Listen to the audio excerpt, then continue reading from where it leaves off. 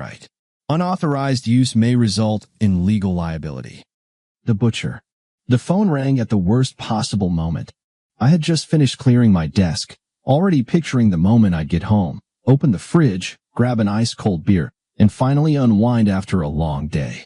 But the second I saw the caller ID, that sense of relief vanished as if it had never been there. Boss, urgent. The voice on the other end was frantic. Some bastards are outside the shop, dousing everything in gasoline. I froze. A cold, controlled rage coursed through me, from my fingertips to the back of my neck. The butcher's shop wasn't just a business. I had grown up among blood and steel, surrounded by cleavers, hooks, and carving knives. I had started small working slaughterhouse shifts, making my first careful cuts, learning the precision needed for proper butchering, where every inch mattered. Over time, I built my own shop, my own name. It was my pride, my life, the one place where I was in control. Are you sure? I asked, already reaching for my car keys. Yes. There's 3 of them. Black jackets, masks, gas cans. They're taking their time, like they know no one's gonna stop them. I'm on my way. I rushed out of my office, jumped into my pickup, and floored it, tires screeching against the asphalt. As I sped through the streets, I reached into the glove compartment, my fingers brushing against the cold grip of my Glock. Did I feel fear? No. Only anger. Only the need to remind them that what was mine wasn't theirs to take. 10 minutes later, I pulled up to the shop. My headlights cut through the darkness, illuminating 3 figures by the entrance. One was unscrewing the cap of a gas can, another stood lookout, and the third idly flicked a lighter between his fingers. I exhaled slowly. Time to teach them the cost of their mistake. My knuckles whitened against the steering wheel as I pushed the door open and stepped out, walking toward them without hesitation. They didn't even turn at first. The first guy only noticed me when I was a few steps away. Who the hell he didn't finish. I put everything I had into the punch, and his head snapped sideways. He crumpled to the ground, knocking over the gas can, spilling its contents onto the pavement. The sharp scent of fuel hit my nose. The second one fumbled for something in his pocket, but I had already pulled my Glock and pressed the barrel against his face. Move, and I'll paint the pavement with your brains, I growled. He froze, hands half raised. But the third one moved. Too fast. Before I could react, I felt the cold steel of a gun barrel press against the back of my skull. Drop it, butcher, came a low, amused voice. Shit. I tensed, my finger hovering over the trigger, but I knew the odds weren't in my favor. Slowly, I loosened my grip and let the Glock drop to the ground with a dull clatter. Good boy, the man behind me chuckled. Now, on your knees. I clenched my jaw. My legs bent reluctantly, and I knelt, gasoline soaking into my jeans. The first guy who I'd knocked down was already back on his feet, his face red with anger. He kicked me hard in the stomach. Pain lanced through me as I doubled over, gasping for breath. That's for sticking your nose where it doesn't belong, butcher. He spat. Another kick his time to the face. The taste of blood flooded my mouth. Then came a sharp, fiery explosion of pain in my ribs. One was definitely broken. A hand yanked my head back by the hair. You thought you were some kind of big shot, huh? The guy grinned down at me. You're just a meat cutter, man. And now, you're the meat. He swung his fist, connecting hard with my jaw. My vision blurred. My ears rang. They were laughing. Enjoying this. And then I heard something that cut through the haze. You know what's funny? A voice sneered. Your wife was right. You really are a dumbass, Jacob. My world snapped back into focus. What? But before I could react, a boot smashed into the side of my head. And then darkness swallowed me whole. Consciousness returned in a jolt. At first, I couldn't grasp what was happening. My skin burned. The scorching air seared my lungs. Opening my eyes was a struggle, but I forced myself. I was lying on the concrete floor of a factory workshop. Fire was already raging around me. Flames licked the walls, slithered along the chains hanging from the ceiling. The heat was becoming unbearable. I had to move. I had to get out. I tried to shift my body and groaned. My ribs ached as if shards of glass were embedded inside. My left arm refused to obey, and blood trickled steadily from my right wrist. They had left me to die. I clenched my teeth and drew a deep breath. The stench of burning flesh struck my nostrils me flesh. But if they thought I would die here, they were gravely mistaken. I was not meat. I was the butcher. The heat surged over me in another wave, and I realized there was no more time to think. If I didn't get out now, I would remain here nothing more than a charred husk. I tried to roll over, but a sharp pain in my side slashed through me like a knife. Bile rose to my throat. No, I would not die here. Gritting my teeth, I began to crawl, dragging myself forward with my right hand. The fire roared around me, but I knew that if I made it out, if I survived this, they would regret not finishing the job. I don't remember how I reached the outside. The last thing I saw ahead of me was the black exit door, scorched, battered, but still holding. I threw my shoulder against it, the searing metal branding my skin, but I pushed with all I had left. The door gave way, and I tumbled into the darkness of the street, landing face first in the dirt. My chest heaved as I gulped in the cold night air. It was thick with smoke and ash, but it was air. The blistering heat of the factory was behind me, but ahead only emptiness. Everything I had built was burning, crackling, collapsing into ruin. I shook my head, trying to pull myself together, and shoved a trembling hand into my pocket. My phone, miraculously intact. I dialed Amanda's number, and after the third ring, she picked up. Well, look at that. You're still alive. Her voice was dry, devoid of surprise. I was beginning to think those idiots had finally done something right. I froze. My heart thudded against my broken ribs. What the hell are you talking about, Amanda? Where are the kids? Where are you? She chuckled. The kids are with me. Somewhere they'll have a better life. Michael and Stacy deserve something normal, not this. Disgust curled in her voice. Butchering meat, filth, blood. You never got it, did you, Jacob? You were always just a backwater brute. A worthless, dead-end nobody. My grip on the phone tightened until my knuckles turned white. Where are they? I barked, though my voice wavered with exhaustion. Relax, she drawled lazily. They're fine. I took them with me. We're leaving for civilization. You have no idea what a relief it is to finally escape that miserable hole. Where are you taking them? My voice had dropped to a low growl. She laughed. Oh, Jacob. What does it matter? You've already lost everything. Your pathetic factory? Ashes. Your house? Gone. Marcus made sure you had nothing left. No business. No family. No future. You'll just rot in that filth, exactly where you should have died long ago. I shut my eyes. Marcus. So it was him. You ran off with my kids with that bastard? I hissed. Well, someone has to take care of us, she said with faint boredom. And you? Look at yourself. What did you ever have to offer me? Carcasses of dead pigs? The stink of blood? I was tired, Jacob. Tired of dragging you, your pathetic life, that wretched slaughterhouse. I ground my teeth. I will find you. She laughed again. Really? And what will you do, Jacob? You don't even have a car. No money. No contacts. You're just a washed-up butcher that's been thrown out with the scraps. Consider yourself lucky they let you live. It could have been worse. I exhaled raggedly, forcing myself to stay calm. Let me talk to the kids. Oh no, sorry. They're a little busy adjusting to their new lives. A proper life, unlike the garbage dump you kept them in. You didn't even tell them, did you? I scoffed bitterly. You just took them away without explaining why their father would never come back. She scoffed. You still don't get it, do you? They don't need a father who clings to the past, to his pathetic little meat empire. They need someone who'll show them what real life is. I shut my eyes. I will find you, Amanda. Good luck, she sneered. Just try not to die too soon. The line went dead.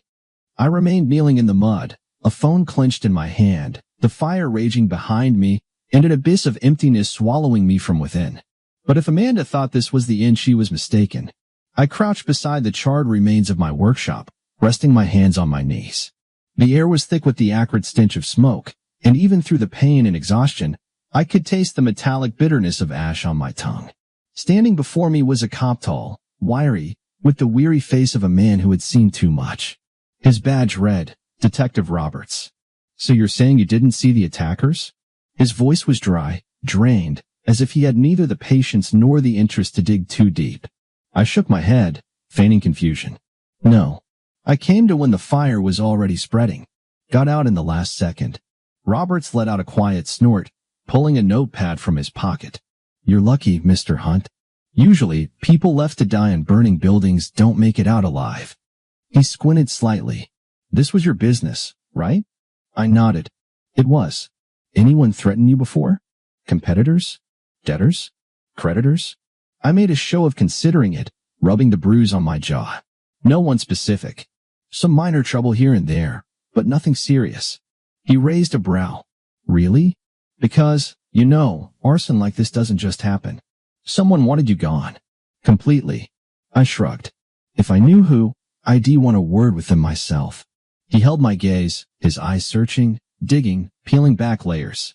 You took quite a beating, he finally said, nodding toward my bruises and split lip. Did they rough you up before leaving you in the fire? I smirked, as if this were all just some unfortunate misunderstanding rather than an attempted execution. Looks that way. And you didn't get a good look at them? I met his stare, letting the silence stretch, as if hesitating. It was dark. They were fast. Roberts narrowed his eyes. I see. No, he didn't. He knew I was hiding something, but he didn't care enough to push. You got a place to stay? He asked. I nodded. They'll figure something out. With a tired sigh, he snapped his notebook shut. All right. If anything comes to mind, give me a call. I took his card, knowing I'd never dial that number. Cops don't solve things. Cops are paperwork, reports that get buried in a file until they rot just like I would, if I waited for them to do their job. This was my fight, and I knew exactly how to win it. I sat on an overturned crate in the alley near the burned-out remains of my workshop, staring at the ground. The pain had dulled into a steady throb, but every breath still reminded me of my broken ribs, and the pounding in my skull told me I had lost more blood than was safe. None of that mattered. All I could see was Amanda. Not the one who had laughed at me over the phone, not the one who had left me to die. No, I saw the Amanda I had once been happy with. We met in a roadside diner, the kind you stop at after a long shift just to grab a bite before heading home. She was a waitress, lively, laughing, with that spark in her eyes. Back then, I was just a guy working in a butcher shop, but I already knew I'd have my own business one day. We hit it off fast. Our wedding was small, but we didn't need more. We had a simple life, but it was ours. A house not fancy, but home. I worked day and night to give my family everything I never had growing up. When Michael was born, and then Stacy, I swore they'd never want for anything. And, goddamn it, I kept that promise.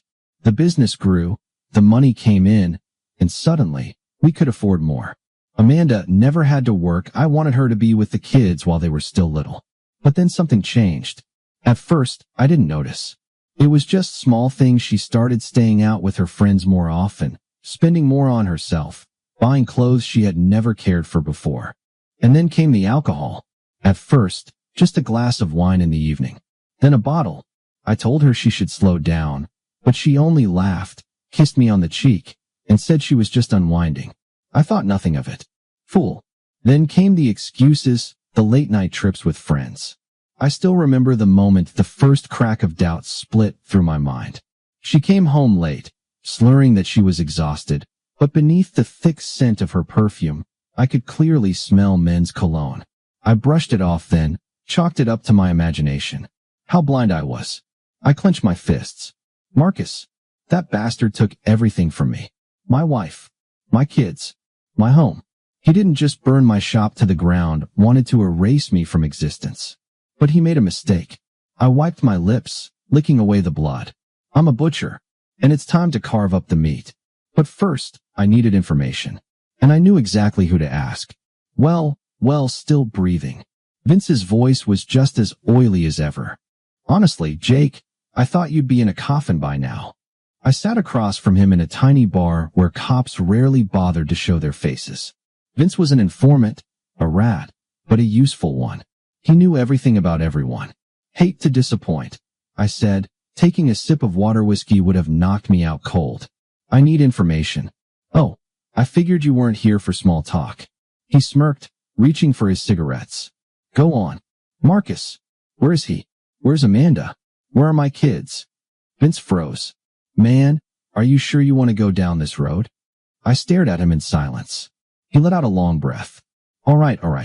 I heard they skipped town, but not for long. Word is, Marcus has money, but he doesn't like losing control. He didn't just take your kids, Jake. This is a message. He wants you to know he's in charge. Where are they? My voice was low, steady. Vince watched me for a few seconds, then shook his head with a quiet chuckle. You won't believe it, Jake. They didn't just leave the city, didn't just leave the state. They're in another country. I slowly lifted my gaze. Where? Vince exhaled, flicked his lighter, and took a slow drag of his cigarette. Mexico.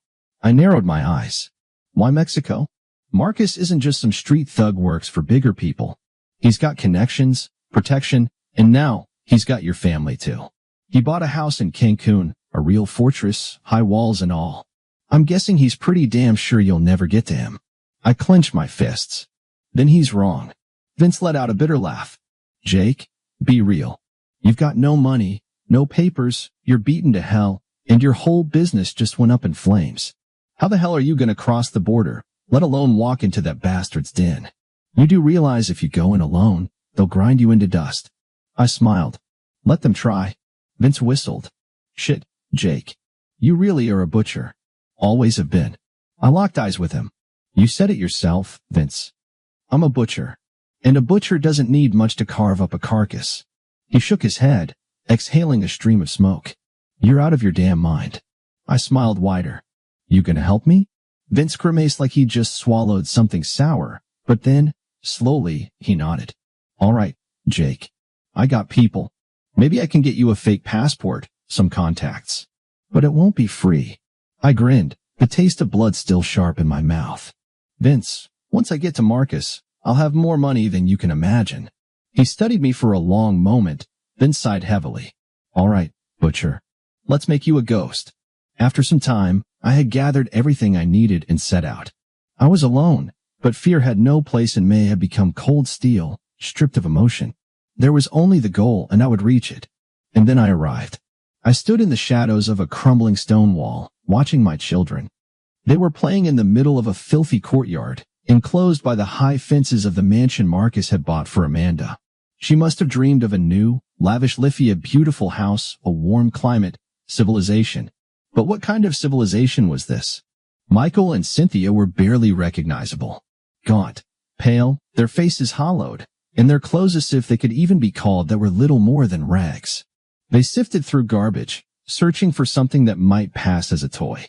My chest tightened, rage rising within me like a black tide, thick and suffocating. I had always known Amanda was naive, but never to this extent. She had traded our life honest, yes, but honest for a hollow illusion of prosperity, a gleaming wrapper concealing rot beneath. I exhaled slowly, forcing the fury back down. Charging in, calling out to my children that would be suicide. I would be spotted instantly. This house was more than just a home. I saw the cameras on the walls, knew there were armed men behind them. Marcus wasn't a fool, men like him understand that revenge is inevitable. But I hadn't come just to look. I had come to take my children back. And I would. At any cost. I held myself back with everything I had. But when that bastard appeared, when he walked up to my children, I felt something inside me snap. He was broad, thick-necked, his sweat-soaked tank top clinging to his skin, his shaved head gleaming under the sun. A cigarette dangled from his lips. He stopped beside Michael and Cynthia, looked at them with lazy contempt, then spat on the ground. Move it, you little mutts. Boss doesn't want you standing around like a couple of bums. And then he kicked Michael in the side. Not hard, but enough to make my son double over, coughing. I heard the blood boil in my veins. My fingers tightened around the handle of my knife. My knife, the one that had been with me for years, an extension of my own hand. The blade, sharpened to perfection, gleamed as I pulled it from its sheath. The children went inside. They didn't see what happened next. But he did. I stepped forward, soundless, like a predator closing in on its prey. He barely had time to turn before I grabbed his shoulder and spun him toward me. You son of a... He never finished the sentence. I drove my knife into his side, feeling the blade slice through flesh, the satisfying crunch of ribs giving way. He howled, but I clamped a hand over his mouth, muffling the scream. Remember me? I hissed into his ear. You were one of the three. The ones who burned my shop. The ones who beat me until I couldn't breathe. The ones who left me to die. His eyes widened, and I felt his body jerk, trying to break free. But I gave him no chance. I tore the knife free and slashed him across the stomach, carving him open like a slab of meat on a butcher's block. Warm viscera spilled onto the ground. He gurgled, clutching his gut, but I didn't let him fall. You won't die quickly. I seized a fistful of his hair, forcing him to look at me. You'll die the way you wanted me to. He choked out something, but his words didn't matter anymore. I dragged the blade across his throat, not deep enough to kill him instantly, just enough to let him thrash, drowning in his own blood. His eyes, filled with horror, stared at me like I was a monster. Maybe I was, but he had made me one. When his body finally sagged, I lifted my head. Now, there was only one way forward inside. I wiped the blade clean on his shirt, sheathed it, and without a glance back, walked toward the house. I barely had time to drag the corpse into the shadows when I heard footsteps. 2 of them. They were talking, careless, unaware that death was waiting in the dark. That little runt was digging through the trash again, one of them said, chuckling. Marcus told the bitch to keep an eye on them, but all she does is whine about being tired. Forget it, the other replied with a yawn. Those 2 won't last long anyway. What's the point of even watching them? I knew I had no time. Any second now, these bastards could raise the alarm. I didn't wait. I moved like a shadow, my knife a whisper in the air. The first man didn't even register what was happening until I slit his throat. Hot blood sprayed across my hands, and as he gurgled, clutching his neck, I shoved him into the second. What the foo? I rammed my blade under his ribs and twisted. He screamed, fumbling for his weapon, but I didn't give him the chance. I yanked the knife free and slashed across his face, cutting deep into his cheek and eye. He shrieked, flailing blindly, but I seized his head and drove it into the concrete wall with all the strength I had. A sickening crack. Blood smeared against the stone. He crumpled. My breath was ragged, my hands slick with blood, my heart pounding like a war drum. And then I heard it. The roar of an engine. A car tore around the corner. I turned too late. A brutal impact sent me flying. The world spun as I crashed onto the ground, pain searing through my ribs like fire. I gasped, tasting blood, trying to push myself up. But my body wouldn't move. Another guard stepped out of the car. I saw him only for a split second, just enough to glimpse the rifle swinging up. The crack of a rifle butt. Darkness. I came to, a searing pain pulsing at the back of my skull. My head throbbed, my mouth was dry, and my body felt like it had been filled with lead. I tried to move, but I couldn't see him. My wrists and ankles were bound tightly to a chair. Marcus stood before me. He was smirking, lazily twirling my knife in his hands, as if admiring it. A cigarette smoldered at the corner of his mouth, the acrid smoke stinging my eyes. In the corner of the room stood Amanda. Her hands trembled, her body twitched with nervous shudders, her eyes empty and lost. I understood immediately she was strung out on something heavy. This wasn't the woman who had once been my wife. Well, look who's awake, Marcus sneered, casting a condescending glance at me. Thought you could just stroll in here and carve everyone up like pigs in your little butcher shop? I clenched my teeth and said nothing. Nice knife, by the way. He spun it in his hand, watching the blade catch the light. Sharp as a razor. You used it to carve up whole carcasses, didn't you? I kept my silence. Hey, I asked you a question. Marcus stepped forward and slapped me across the face, not hard, just enough to mock, as if I were a misbehaving pup. Come on, say something clever. You picked the wrong prey, I exhaled through gritted teeth. Marcus chuckled, shaking his head. Hear that, darling? He turned to Amanda with a wink. He still thinks he can change something. Amanda averted her gaze, biting her lip. Come on, don't go quiet on me now, wifey. You're the one who threw him away, traded him in, and now Luke's tied up, and I'm holding his favorite knife. Funny, isn't it? She didn't answer. She only inhaled sharply and kept staring at the floor. She's nothing but a junkie now, Marcus, I muttered with a smirk. So much for your better life. His grin faltered for just a second. Then he huffed a laugh. Well, why don't we see just how good your knife really is? He leaned in, pressing the blade to my chest. I tensed but didn't make a sound. Oh, look at you. So brave. Marcus smirked. But you know, even the bravest scream when they're cut. Cold steel traced across my skin, and I felt it split beneath the blade's edge. He was slow, savoring it, dragging the knife across my flesh to leave a long, shallow wound.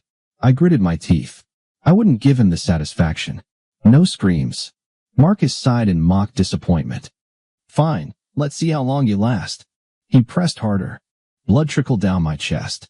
That was when Amanda, clutching her arms and shaking hands, finally spoke. Marcus, stop. He turned to her, narrowing his eyes. What? Stop. You said you'd just get rid of him. Marcus laughed. Get rid of him? After he gutted 3 of my men right under my nose? After he actually thought he could walk in here and take the kids? Oh no, sweetheart. I'm keeping this one for myself. I locked eyes with him and smirked. You should have killed me right away, Marcus. His grin faded for half a second. And why's that? I leaned forward as far as the ropes would allow and hissed. Because you have no idea who you just started hunting. Marcus smiled, but something flickered in his eyes, something like doubt. We'll see, Butcher. We'll see. He lifted the knife, ready for another cut. But I already knew this day wasn't over yet. Then, suddenly, Marcus paused, lowering the blade just a fraction. And then, to my surprise, he chuckled. No, you know what, Butcher? He shook his head, eyeing me like a piece of meat on display. This is too easy. I've got a slaughterhouse of my own, you know. I think you'd feel right at home there, except this time, you'll be the carcass. He turned to his men. Drag him there.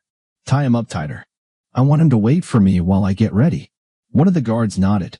The other snorted and grabbed me by the shoulder. Got it, boss. Marcus snapped his fingers at Amanda. Come on, darling. You don't want to miss the show, do you? I glanced at her. She was shaking, fist clenched, her eyes darting between me and Marcus. Marcus, she took a hesitant step forward. Later, he cut her off, not even looking at her. First, I finished with our guest. They dragged me across the back courtyard, through a side door that led into the slaughterhouse. The smell hit me immediately: blood, raw meat, the cold tang of iron and damp. They hauled me past rows of hanging carcasses, the slick walls reflecting the dim glow of the overhead lamps. And then I saw it. This wasn't just a slaughterhouse. Among the rows of beef carcasses, tucked between slabs of meat, were plastic-wrapped bricks of white powder hidden within gutted stomachs. So that's how it was. Marcus wasn't just running a butcher shop. He was running drugs through it. Well, Butcher, one of the guards sneered, shoving me forward. Didn't you always want to work with the best cuts? Should have thought twice before sticking your nose where it didn't belong, the other added with a smirk. I moved slowly, letting them drag me, waiting. They hauled me toward the cutting table. Right in front of me, buried deep in a beef carcass, was a massive cleaver. They hesitated for just a second, deciding where to tie me down. A second was all I needed. That split second was all I needed. I lunged, driving my elbow into the solar plexus of the nearest bastard. He choked, doubling over, clutching his stomach, but I was already moving, throwing my weight toward the butcher's table. My left wrist was still strapped down, but my right hand reached, fingers closing around the cleaver. I ripped it free in one swift motion and slashed the first guard across the throat. Hot blood sprayed over my hands. Shit. The second guard fumbled for his gun, but I was faster. I spun and drove the cleaver into his shoulder deep, slicing through flesh and cartilage. He screamed, thrashing, but I gripped the handle and shoved him forward, forcing the blade even deeper. Not dead yet. I hissed. I wrenched the cleaver free and struck again, this time in the gut. Then I slashed across his face, carving a crimson path from cheek to chin. He gurgled, collapsing onto the floor, and I stood over him, my breath ragged, my skin slick with blood. Around me hanging carcasses, bags of narcotics, the stench of death. I tightened my grip on the cleaver. Now I had a weapon. And ahead of me was Marcus. I melted into the shadows, slipping behind the massive slabs of beef, where tightly sealed packets of drugs lay hidden within split-open stomachs. The air was thick, heavy with the coppery scent of blood and something rancid, cloying in the back of my throat. Minutes passed. Then the doors clanged open. Marcus strode in with a slow, confident gait, clad in a long leather apron and black rubber gloves. My knife twirled idly in his hands, his fingers tracing the perfectly honed edge. Well, Butcher. His voice echoed through the cold slaughterhouse. How do you like it? Your new home. Your new life. He took a few steps forward, scanning the room, but his eyes slid right past me. Think you ran. He chuckled, heading toward the far end of the room, where I was supposed to be tied up. Come on now, don't be shy. I just want to talk, and finish what you started. He didn't know. He had no idea I was already here. I moved like lightning, from the shadows straight at him. Marcus barely had time to register the motion before I slammed a massive meat hook into his back, the same kind used to hang carcasses. A sickening crunch of metal tearing through muscle. A high, piercing shriek. Marcus howled like a slaughtered pig, his body convulsing, his arms flailing, but I was already gripping the chain. Jacob. Why you? He coughed, sucking in ragged gasps as I yanked the lever. The chain rattled, gears groaned, and Marcus began to rise. Slowly. Inevitably. His boots left the floor, his spine arched in a grotesque, unnatural curve. Oh, H. His scream tore through the air as the hook dug deeper, ripping through tendons, nerves, muscle. Blood poured onto the tiled floor in thick, pulsing waves. He writhed, clawing at the empty space around him, but every movement only made him swing harder, driving the hook further into his flesh. Amanda. I turned my head and saw her in the corner. She was cowering, pressed against the wall like a frightened animal, her wide, horrified eyes locked onto Marcus's writhing body. Her lips trembled, but she couldn't even scream. I took a step toward her. She flinched, as if I were a monster. But I already knew the truth. The monster had always been Marcus, and he had just met his fate. The doors burst open with a thunderous crash. 5 armed guards stormed in, moving fast, tactical, precise. Kill him, Marcus bellowed, his voice raw with agony and rage.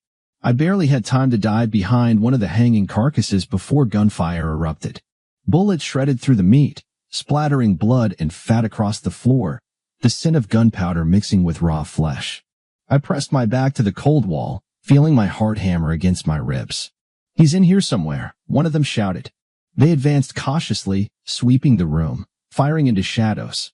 I drew a slow breath, licked the blood from my lips, and tightened my grip on the cleaver. The first guard passed by just inches away.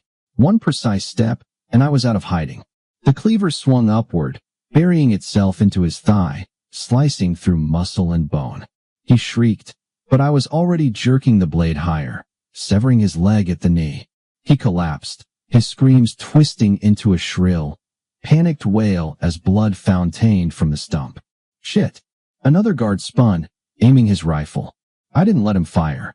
Seizing the dying man's corpse, I wrenched it forward straight into the line of fire. A single deafening gunshot, and the bastard shot his own teammate in the chest. I lunged. Cleaver gripped tight. I brought it down onto his neck. The blade cut deep, slicing through flesh and windpipe. His head snapped back, barely hanging by a strip of muscle, and he crumpled, blood spilling in a crimson tide across the floor. The remaining 3 guards instinctively backed up. One of them pulled a pistol, but his hand was shaking. They hadn't expected this kind of slaughter. I seized the moment. One swift motion, I grabbed a hanging hook from the chain beside me and hurled it. The heavy, blunted metal smashed straight into a guard's face, caving in his nose and cheekbones. He dropped, choking on his own blood. We'll burn you alive, you fucking psycho, one of them roared, firing. A bullet grazed my shoulder, white-hot pain ripping across my skin, but I was already moving. I grabbed a boning knife off the table and charged. He fired again, missed. The first stab went into his stomach, doubling him over. The second went into his throat. His blood was scalding against my hands, but I had already yanked him forward, using his dying body as a shield. The last guard, realizing he was alone, began backing away, his rifle trembling in his hands. Wait. Let's talk. His voice was shaking. I took a slow step forward, the blood-stained cleaver still clutched in my grip. Talk, I scoffed, wiping a sleeve across my face, smearing the blood. Like the way you talk to my children? He took another step back and tripped over a corpse. Falling onto his back, he scrambled to raise his hands in a pathetic gesture of surrender. Please, don't. I raised the cleaver and drove it straight into his chest. The crunch of ribs. The wet gurgle of his final breath. Then silence. I straightened, surveying the carnage around me. The slaughterhouse was painted in blood. Severed limbs, shattered weapons, torn carcasses littered the floor. Marcus was still hanging from the hook, his breath ragged, his eyes blown wide with terror. Amanda stood frozen in the corner, hands clamped over her mouth, her entire body trembling. I wiped my hands on a dead guard's apron and stepped toward Marcus. "Well, boss." My voice was cold, steady, piercing straight through him. "Who's the butcher now?" Marcus wheezed, trying to move, but every twitch only deepened his agony. The hook impaling his back held him firm, swinging him like a slaughtered beast. Blood ran down his sides, dripping onto the cold tile below. I stopped just inches from him, gripping my knife, the one he had so smugly toyed with before. Now, the blade was back where it belonged. "Where are the children?" My voice was void of emotion. Marcus coughed, lips trembling as he attempted a smirk. Fuck. "Jacob." "Let's talk." I didn't answer. I simply dragged the knife across his ribs, carving a deep, deliberate gash. Marcus howled, jerking violently, but the hook only sank deeper, tearing through muscle and sinew. "Where are they?" I leaned in, my voice a whisper of death. "In the room upstairs," he gasped, teeth clenched in agony. "Third door on the left." Please. I let out a low chuckle. "Now you found your manners?" I'll give you money." "Everything I have." His breath came in rapid, panicked gulps. "Safe in my office. Code 9-4-2-8. It's all yours. Just take it and leave." I traced the blade along his cheek, drawing a thin, crimson line. "You take a man's family. You burn his life to the ground. You leave him to die. And then, when your time comes, you beg for a deal." Marcus swallowed hard, his eyes darting in desperation.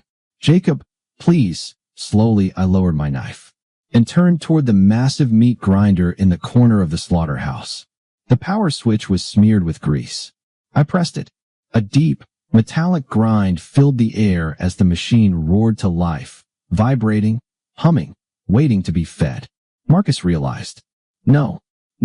He thrashed wildly on the hook, but every movement only hastened the inevitable. I gripped the winch lever, pulled it down. Marcus started to descend. "Jacob, please. Let's talk." "It's too late, Marcus." My voice was calm, almost gentle, as his boots scraped the floor, then lifted again closer to the hungry steel blades. The first snap of bone. The first wet squelch of flesh. Marcus screamed. A shriek so raw, so inhuman, it rattled the walls, clawed at the air. I stood and watched as the machine devoured him. Legs, torso, shoulders. The shrieking turned to gurgling, then silence. His head disappeared into the grinder. I flipped the switch. The machine whined to a halt. A lump of fresh ground meat tumbled from the chute, landing with a sickening plop. I picked it up, crushed it in my hand, and turned to Amanda. She stood against the wall, pressed into it as though she could melt into the concrete. Her eyes were hollow, empty. She didn't move. She didn't speak. She only stared. I stepped closer, slow, deliberate. She trembled. I raised my bloody hand and smeared the raw meat across her face. "There's your sweet life, Amanda." She recoiled, hands clawing at her skin, tears mixing with the blood and flesh clinging to her cheeks. You, she gasped between sobs, choking on her own breath. I seized her by the hair, wrenching her gaze to mine. "Listen carefully." My voice was ice, cutting straight to the bone. "This place will burn soon. Marcus's partners will come looking for you, because your precious boss just left you behind with all his ruined merchandise." I released her. She crumpled to the floor. "If you want to live, run, and pray I never see you again." I turned and walked toward the house. The children were exactly where Marcus said they would be. I opened the door. Michael and Cynthia sat on the floor, huddled together, terrified, starving, exhausted. When Michael saw me, he didn't understand at first. "Dad?" Cynthia burst into tears and ran straight into my arms. I held her tight, my eyes locking onto my son's. "It's over. We're leaving." They nodded without hesitation. I took their hands and led them out of the room. Before leaving, I made a stop in Marcus's office. Found the safe. The code worked. Inside was a fortune, stacks of cash, gold watches, documents of some kind. I took everything. "Wait in the car." Michael nodded, settling Cynthia in the back seat as I shut the door. Then, I turned and walked back into the slaughterhouse. I gathered the bodies into a pile. Guards, drug dealers, everyone who had worked for Marcus. Their lifeless forms stacked on top of one another, discarded like useless remnants of a failed empire. I grabbed a gasoline canister, found a matchbox in a cabinet, drenched every piece of this godforsaken massacre, struck a match, tossed it. Flames swallowed the carnage in an instant. I stood there, watching as the fire devoured the walls, as bodies turned to ash, as the last illusion of this place crumbled into nothing. The car was waiting. I got behind the wheel and glanced in the rearview mirror. Michael was holding Cynthia's hand, gripping it tight. I pressed the gas, and we drove. I never looked back. We went far. Far enough that Cancun, and everything in it, ceased to exist. I didn't glance over my shoulder, didn't dwell on memories, didn't waste a second on regret. Everything that had tried to consume us had burned in that fire. I found us a New Placia quiet town where no one knew my name, my past, the ghosts that followed me. We started over. The money from Marcus's safe became our ticket to a new life. But I knew it wouldn't last forever, and soon, I had to work again. Only this time, not with meat. I opened a furniture business. Working with my hands had always been natural to me, but crafting something from wood was almost meditative. Unlike butchering, this wasn't about tearing apart. It was about building, about restoring. For the first time in a long time, I felt like I was creating something real. Michael and Cynthia healed, little by little. I watched the fear in their eyes fade into confidence, saw them laugh again, saw them relearn how to believe that life could be good. And then she came into our lives. Rachel, a woman who never needed me to explain. She never asked why I sometimes woke up drenched in cold sweat, why I always sat with my back to the wall in a cafe, why I instinctively studied every stranger who walked past. She just understood. She became the mother my children had never truly known. And Farmesh became the woman who finally made me forget the past. Not entirely. I built my family a new life. Gave them a home, safety, love. I learned to find joy in the simplest things: the scent of fresh wood in the workshop, my children's laughter, quiet evenings by the fire. I left the past behind. But if anyone ever tries to take my family from me again, there's a sharp knife and a heavy cleaver always within reach.